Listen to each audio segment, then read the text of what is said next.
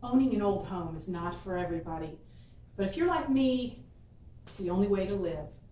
Hi, I'm Karen from the West Volusia Historical Society, and I want to share with you a few tips related to the aesthetics of your home. These are tips that are less expensive. In some cases, they are a DIY project.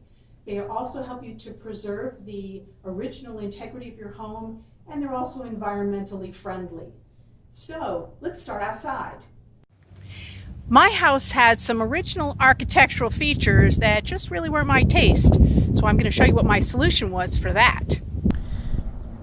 Do you see these vertical supports that are all along my screen porch? Well, I didn't like the look of them, but turns out that they are sort of structural, and also it was going to be very expensive to remove them. So here's what we did. They originally were white, and I just picked out a really dark gray paint, and I erased them. I just painted them out. And so now they're really not even noticeable. And another quick paint tip is if you have some interesting architectural features that you want to highlight, like this, go ahead and pick some contrasting colors of paint and have some fun with it. When guests arrive at your home, you want the front of your house to be welcoming.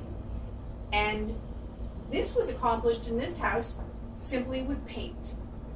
This previously was a green porch floor, and with some white paint and black paint and a terracotta color around the edges, I transformed it into something that's welcoming, and it looks like a floor cloth. And it's also very, very low maintenance. Just be sure that you put a clear coat or several clear coats over the top that will not yellow with ultraviolet rays. This floor is at least 4 years old, and it's still looking good.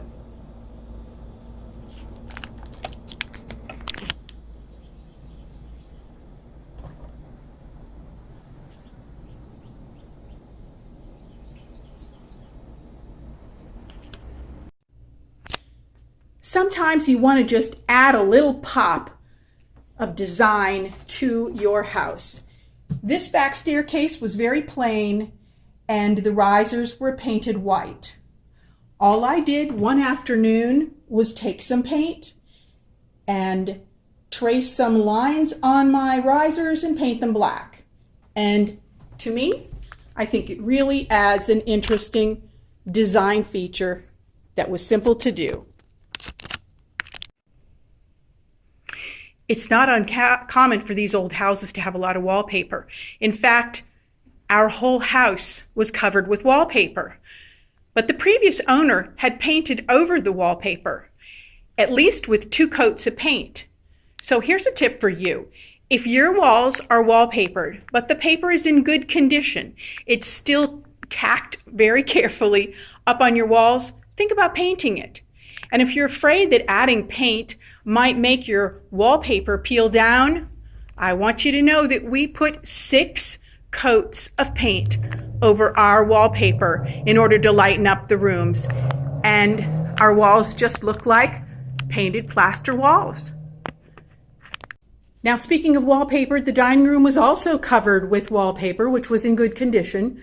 So after 6 coats of our light yellow paint, we have lightened up the room considerably, but I did want to jazz it up a little bit, and I didn't want to put more wallpaper on. So what I did was I painted a simple design just freehand over the paint.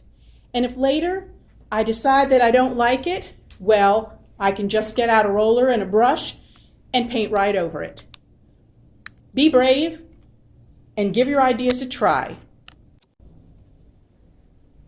Our kitchen definitely presented a challenge, but we wanted to preserve the character of the old kitchen, and our wood cabinets were in perfectly good condition. So what we did is we changed out the hardware and we painted them. And painting them can really be a DIY project if you're careful.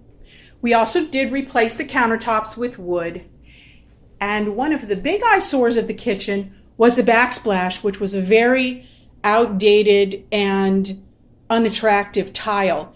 Now, I got this tip from a kitchen contractor who suggested that instead of removing all the tile and repairing the walls and sending all that old tile to a landfill, he suggested that we just put a backsplash right over it, which is what we did.